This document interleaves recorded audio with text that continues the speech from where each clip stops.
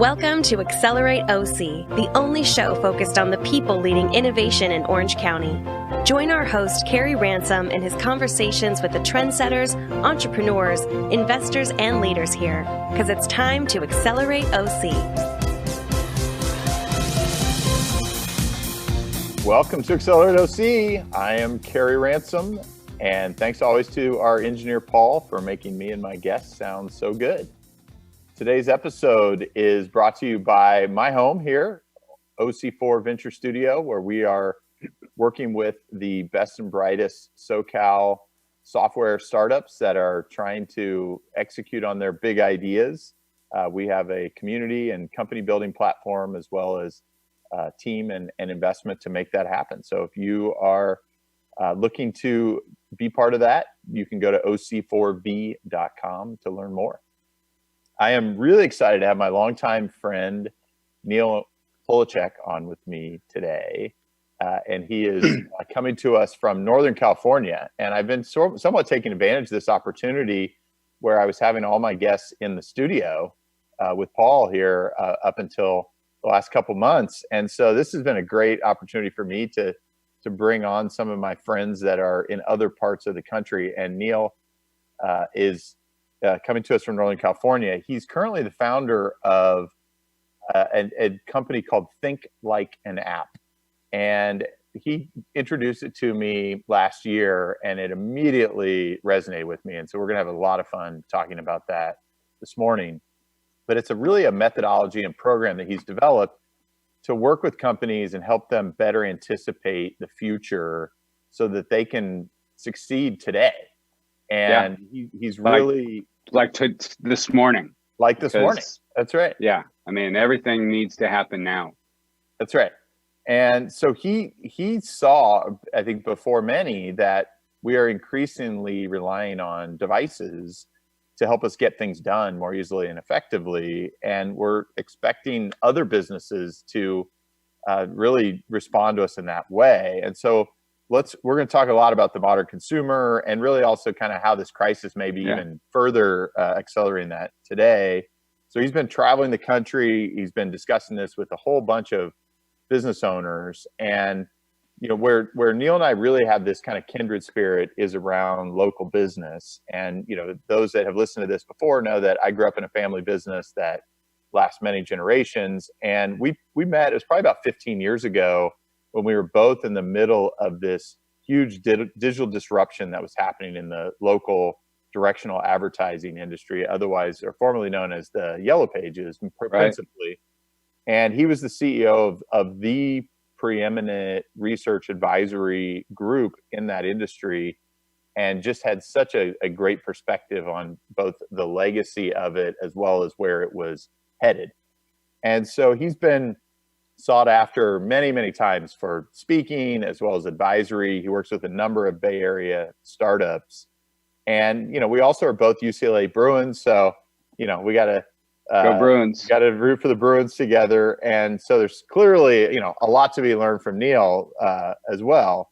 Great to have you here on Accelerate OC today, Neal. It's great to be here, Kerry. Thanks so much. I think we've known each other more than 15 years, though.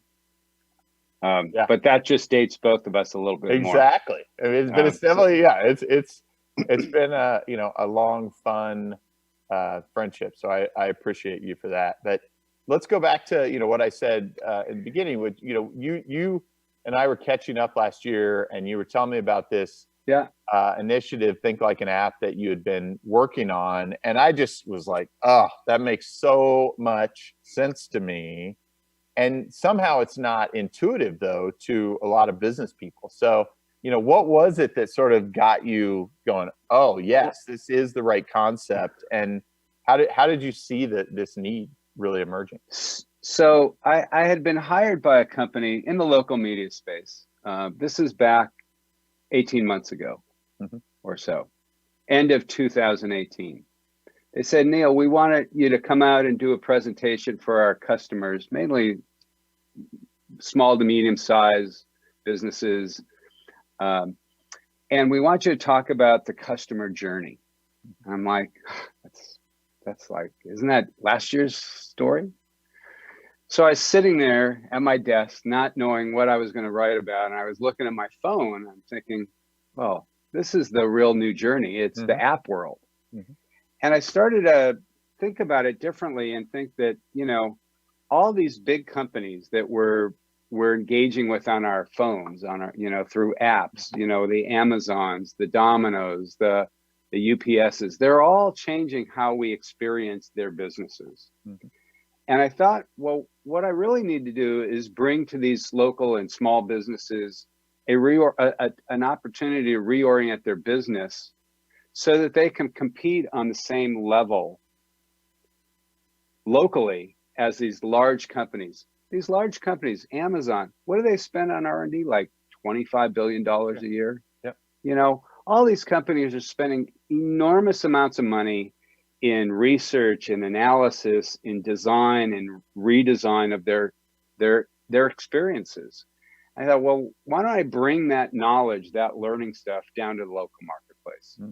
And so I was sitting at my desk and I sort of came up with, well, what they really need to do is think like an app, because those apps are really what's defining our experiences with the commercial world and even the non-commercial world. There are plenty of non-commercial apps out there too. So it was really about thinking that, you know, the modern consumer is sitting in this device daily, hourly, minute by minute, and with a tick and a click and a this and a that, they're off doing stuff immediately. And these small and medium-sized businesses need to start to get there. So I spent last year, 2019. That was last year, yeah. The world's changed so fast, it so feels quickly. like, yeah, it feels who knows when like it was? Forever ago. That's right. And I probably spoke to 1,500 local small businesses around the country, and this was not in places like San Francisco and Los Angeles and Seattle and, you know, all the cities we think of as being tech forward. These were Greenville, South Carolina, York, Pennsylvania, Lafayette, Louisiana, second tier, third tier markets. And what I saw is that these business owners really kind of resonated with this. They went, oh yeah, I do need to do that differently, or I'm doing that, but I'm not explaining how I'm doing that. And so I sort of did my research last year to make sure this idea of think like an app resonated. And then this year, what I'm doing is I'm turning it into what's called a playbook, which is really a online course. It's going to launch probably in the next 2 months or so. Online course where you really think about the 3 pillars of what I talk about, think like an app, are authenticity. You have to be authentic in this world, even more so today than 3 months ago before this whole craziness happened. You absolutely have to be transparent with your customers, even more so today than 3 months ago. And heck, you got to be immediate. And so my 3 things are authenticity, transparency, and immediacy. And in the playbook, you know, what we really do is we go through and think about authenticity in terms of a business owner's values. So we do a whole little sort of uncovering your own values and why you're in business and all that stuff. Then we go through transparency and think about the notion of trust, because the Dalai Lama said something about, I don't know if you're into the Dalai Lama stuff, Carrie, or not, but it's something, I could find the quote. It's essentially, if you're not trustful, or if you're, I can find the quote. Basically, if you're not straight and open and transparent, then you'll be distrusted, because that's just the way things are. And then finally, you got to be immediate, and it's really about removing friction points in your buying or, you know, engagement process. So it's really these 3 pillars that are supported by thinking about values and trust and friction points that really, I think, can help businesses, and frankly, businesses of all shapes and sizes, and us as individuals, frankly. If we're not transparent and authentic and immediate in the way we deal with our significant others, our business partners, our anything, we're going to be rendered to the scrap heap, in my opinion.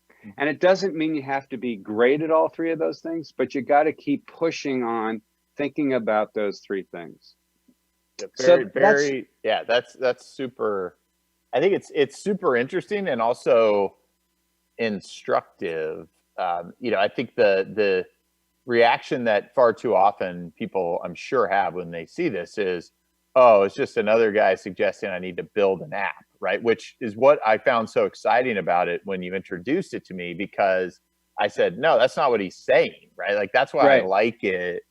That and I've done that literally in a prior business where we built an app only to realize that our customers didn't want to use it. So I've seen it on the bad decision side, but growing up in the retail business that I did, that idea of those principles of authenticity, which we had deeply, being a over 100-year-old family business, and that's authentic, man. Yeah, right? The transparency and immediacy, I think, were the places where we certainly probably could have continued to improve. If I were to reflect on it now and say, okay, how would I adjust that business today? So I think that's a great place to start. So what are you finding is the either the resistance or the starting point for people to go, okay, here's the initial upgrade or change I need to make to my business? So I think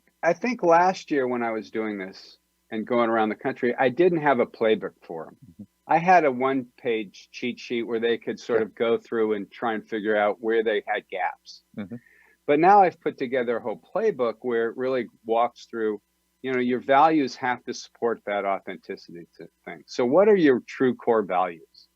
And so, I think I'm in a better place this year than I was last year. Last year was kind of like my R&D year. Mm-hmm. This year's kind of my execution year. And, I'm probably in 2 months' time, I'll have this online course where we'll put it out in the marketplace. Hopefully businesses will find it valuable and go through it's probably an 8-module online course.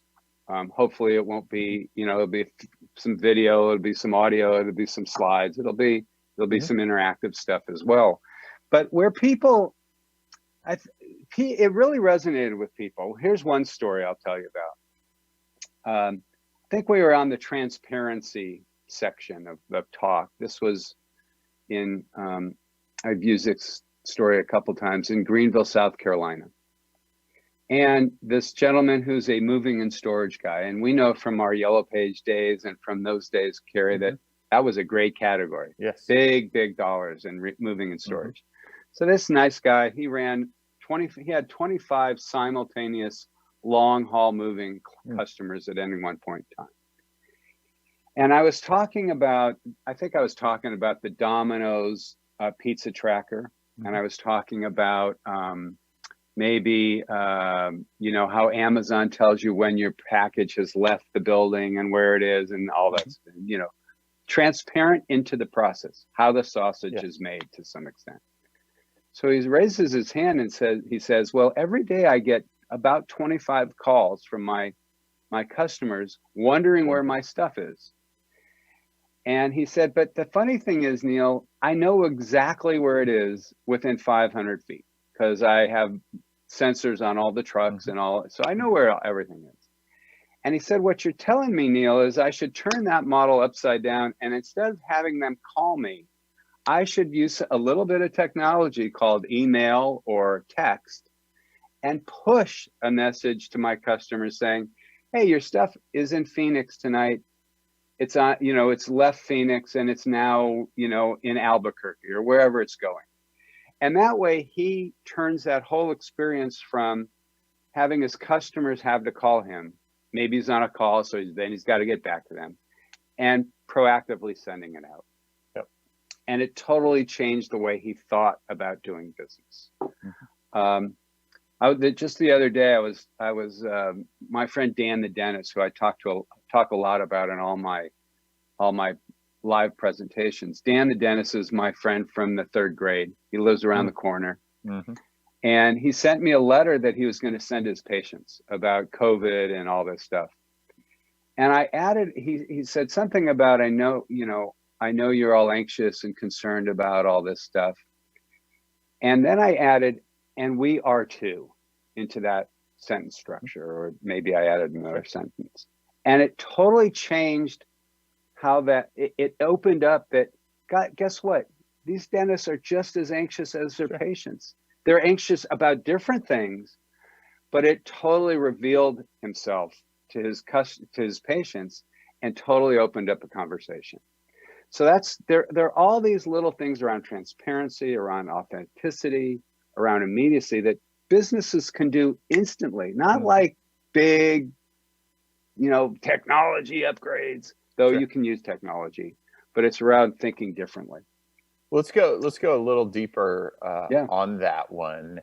So, there's been obviously a history of things like mystery shopping for a long time, mostly used by larger companies. Mm-hmm.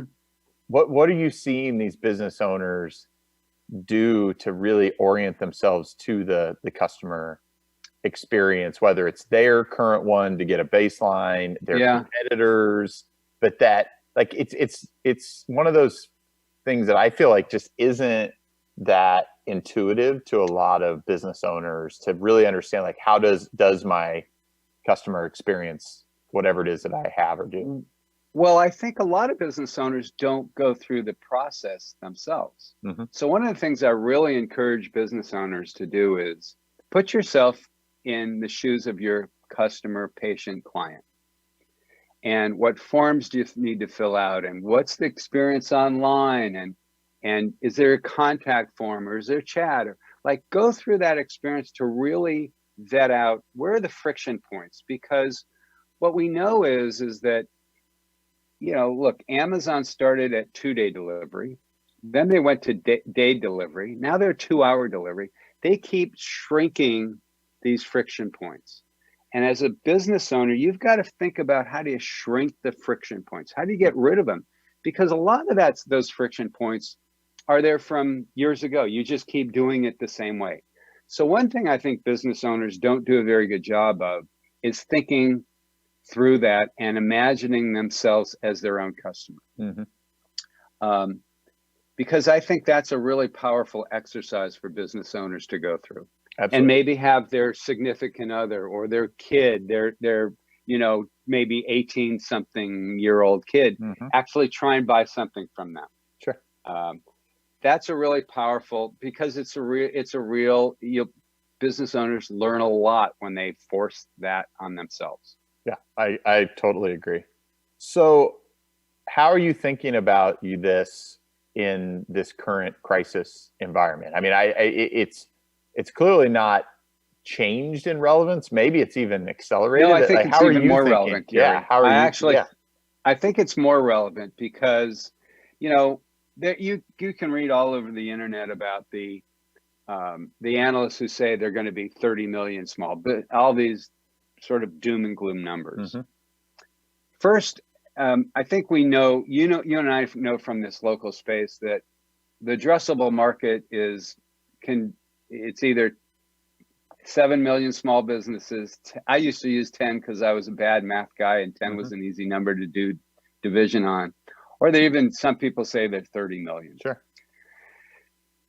We know that a lot of those businesses would have gone out of business, COVID or not, mm-hmm. because you just know there's a lot of churn in the small business space.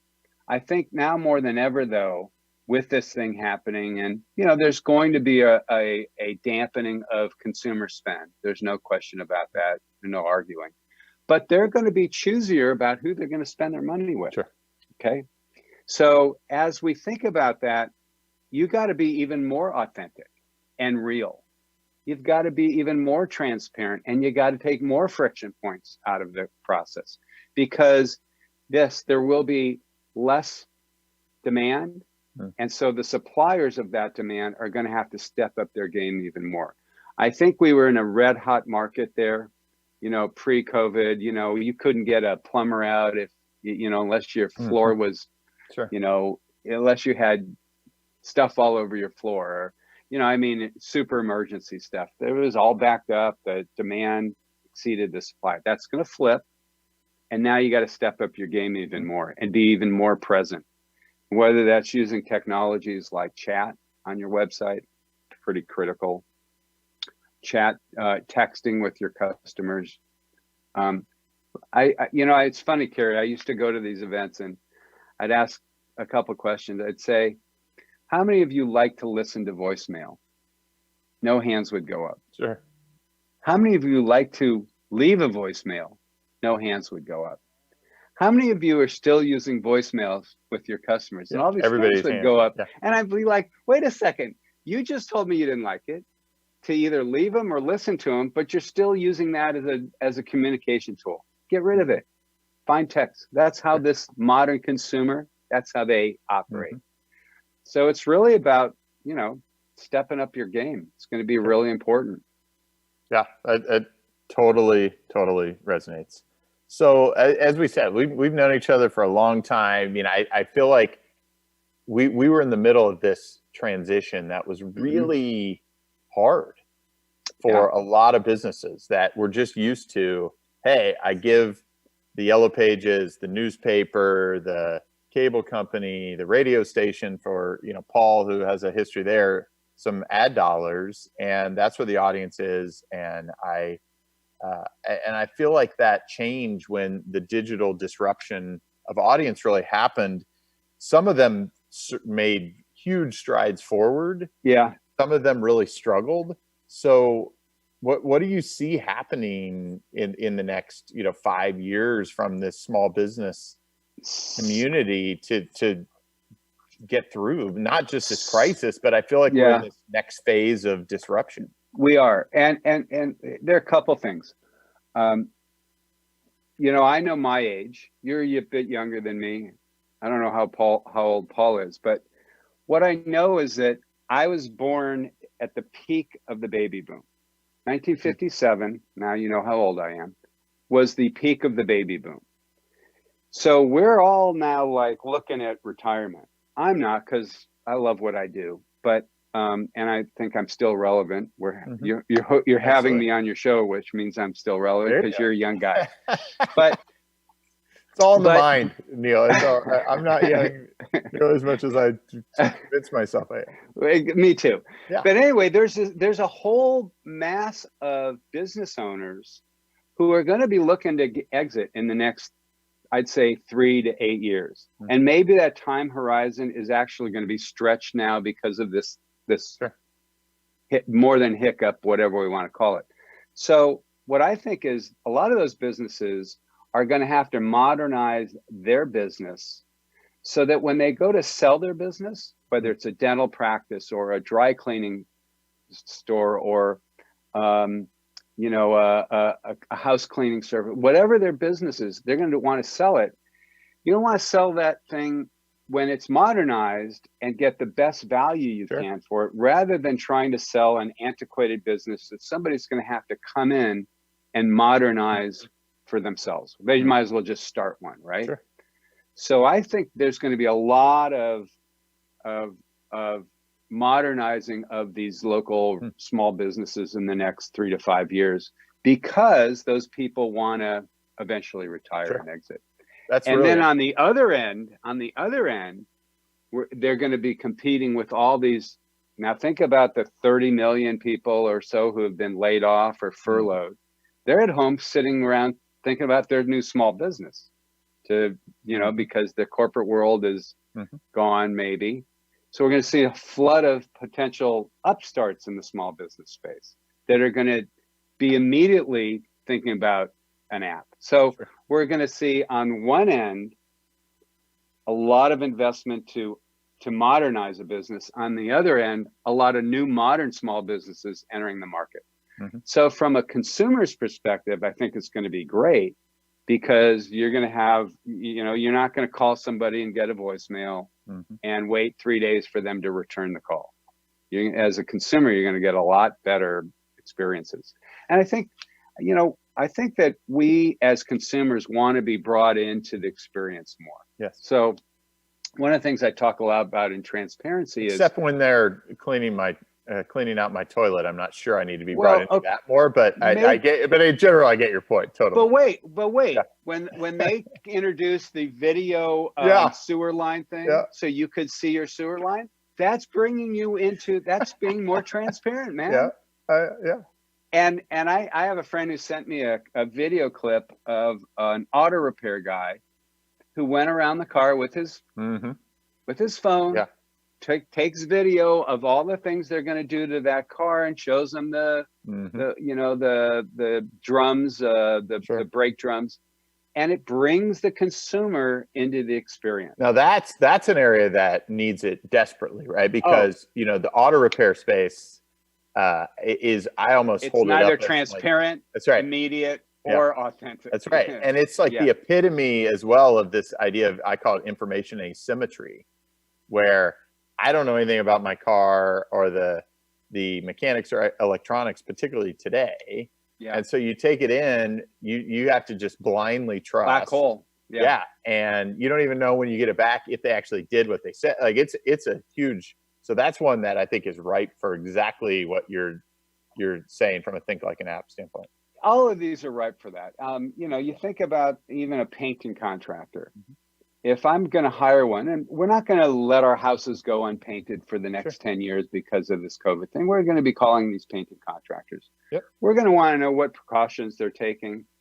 We might even want to now know what's in their paint products, and what's that supply chain like. And, you go into the tablecloth restaurants these days in Orange County, and it says, this lettuce is from this farm, and this pork belly is from this pork.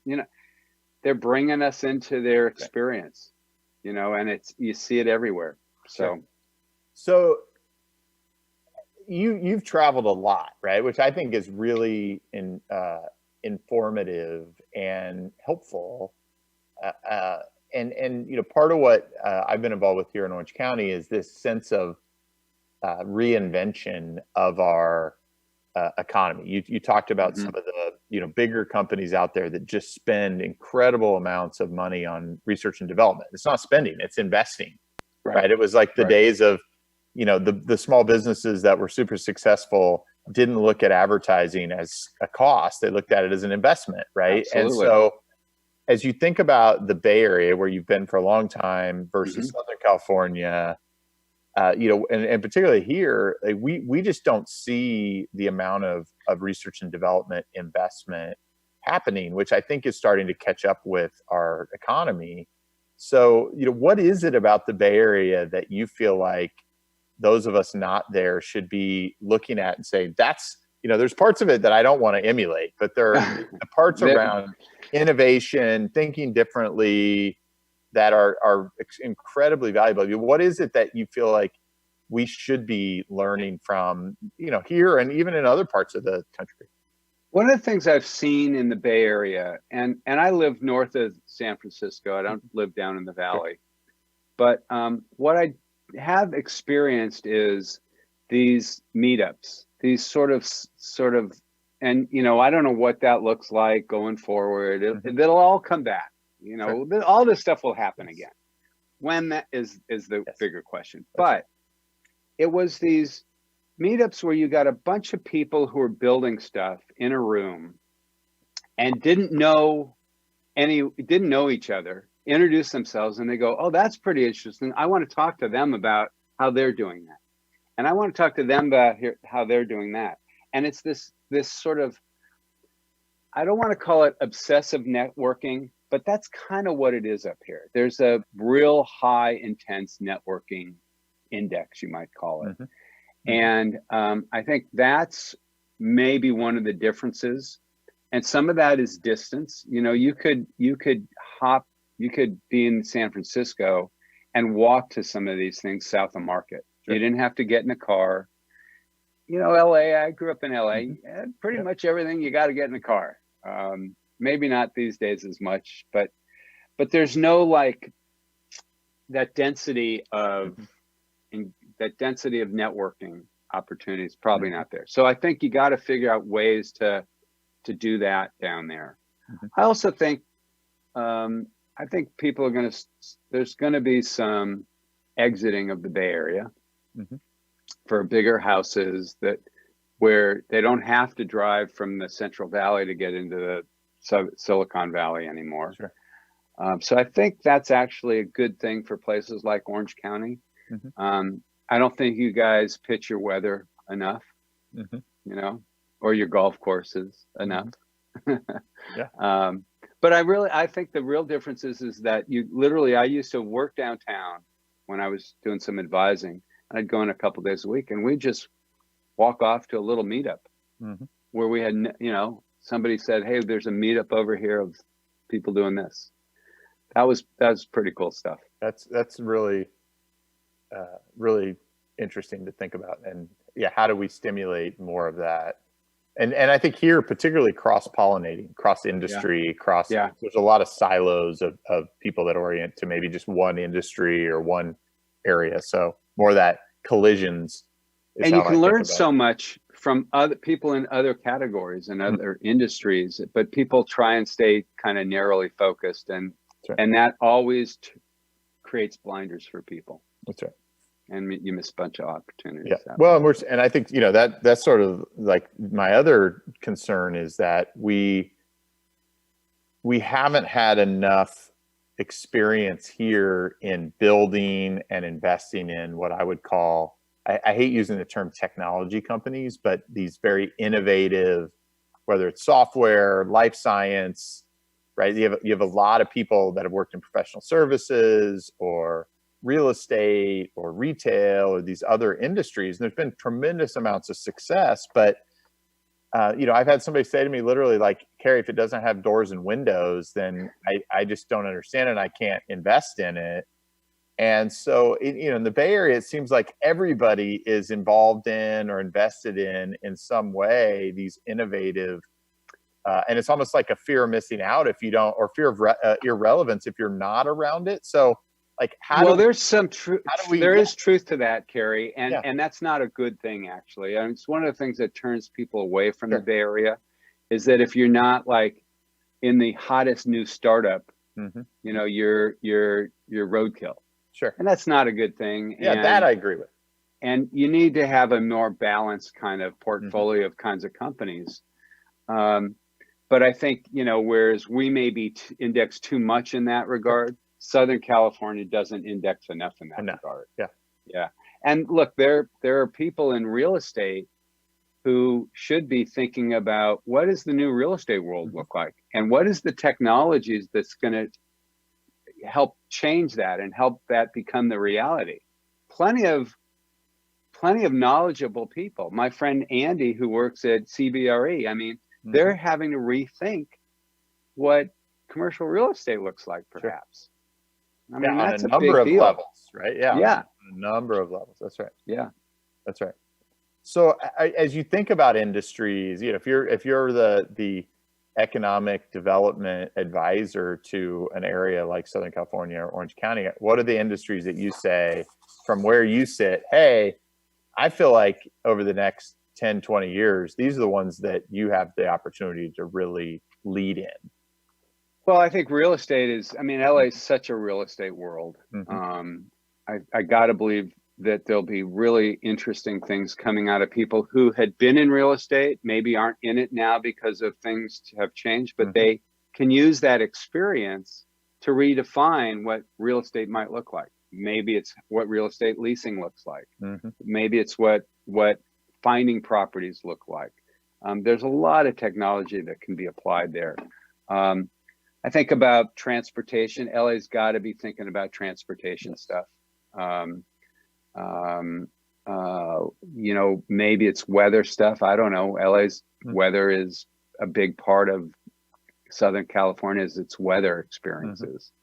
You know, certainly the entertainment space, there's got to be people who really understand that and can bring it into the technology, how to make this Zoom stuff more engaging.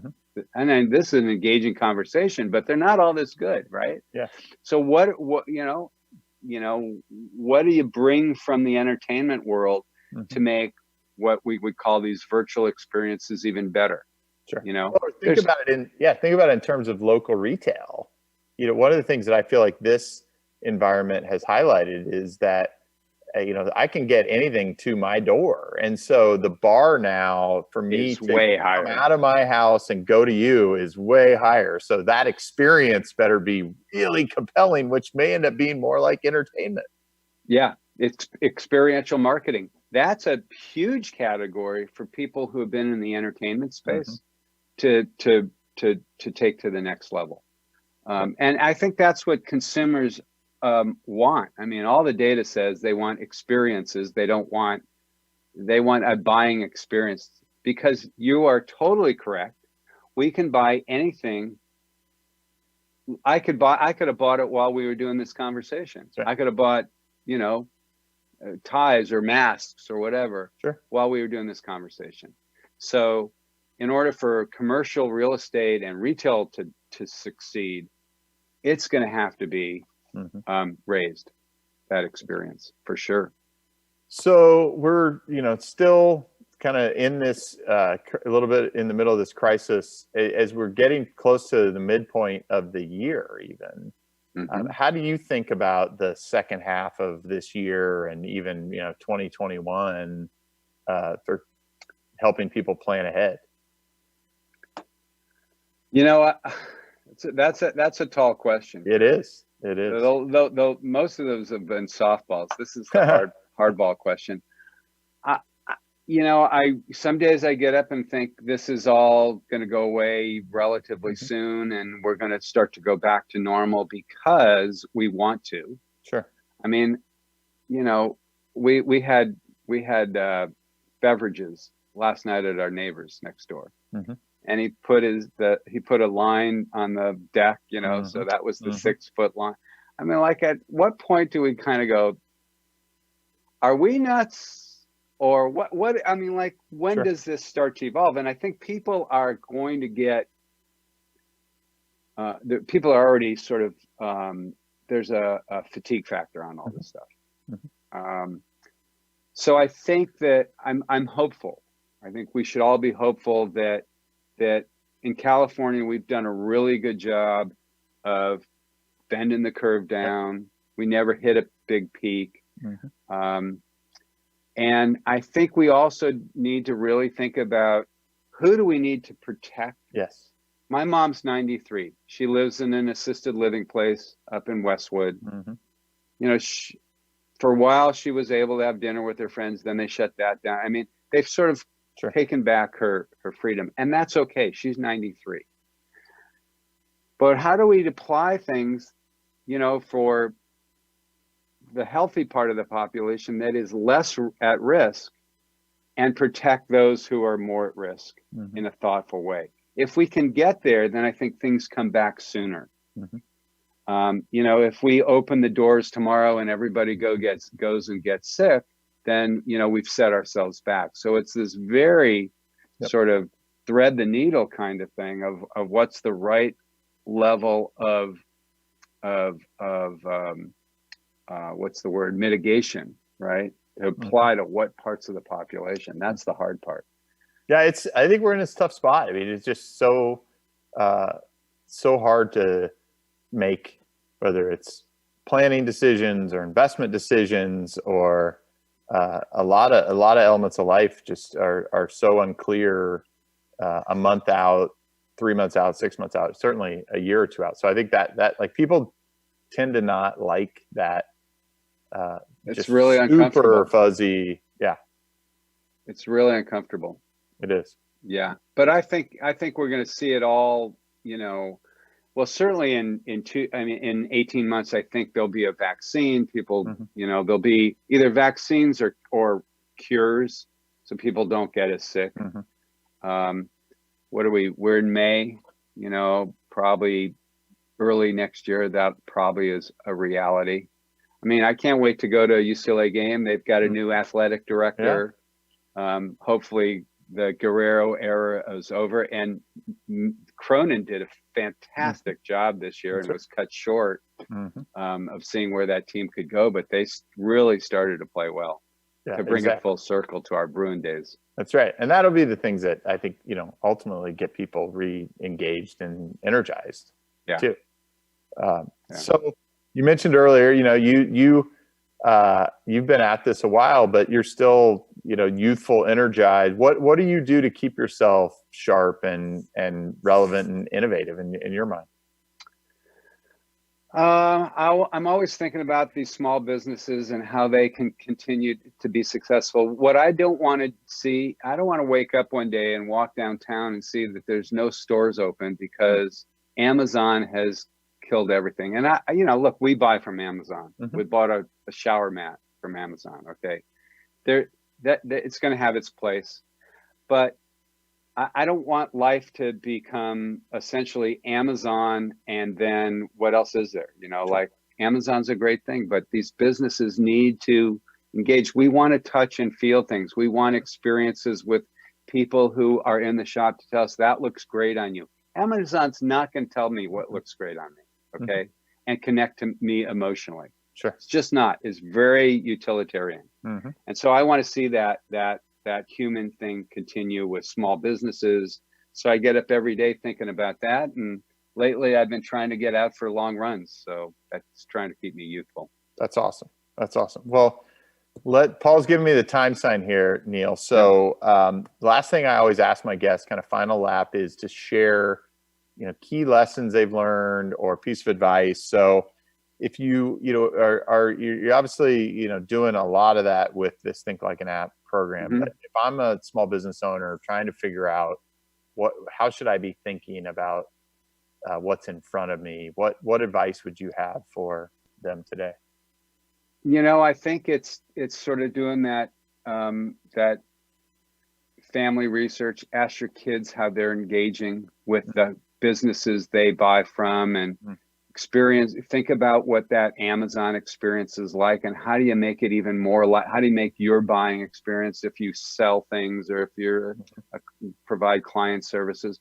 Just really, I think it's all about putting yourself in the buyer's shoes and going to your business and feeling what that's like. Mm-hmm. Take a drive through that. And the other thing I'd say is that I think it's Maya Angelou who said, people don't remember what they did or what they said. People remember how they made you feel. Yep. Okay. And in this world of technology, the more we can figure out how to connect people emotionally, the more successful businesses will be, because that at the end of the day differentiates everything. It's how we feel connected emotionally. So yeah, that's so good. So good, Neal. Well, thank you so much for joining me today. Oh, great. It's been great. Taking I got us up on and this shaved ride for you too. Hey, I appreciate that. It makes me feel good that you did. And absolutely. I tried to return the favor as well. Yeah. I'm excited to see where this course and Think Like an App goes. Yeah. I think it's going to make a huge impact. Well, when I launch it, Kerry, I'd love to connect back with you and and we can point people to the site in a couple of weeks or months as this thing rolls out, because sounds great. I think there's going to be really good stuff in there for folks. Yeah. Well, and I look at it as like you're going to help a lot of businesses, and therefore you're going to help a lot of consumers that are going to have better experiences. So there's a dual impact. So Thank you. It was great to catch up. Yep. Be well, and let's do it again soon. Yeah. Look forward to it. Thanks a lot. Take care. Bye.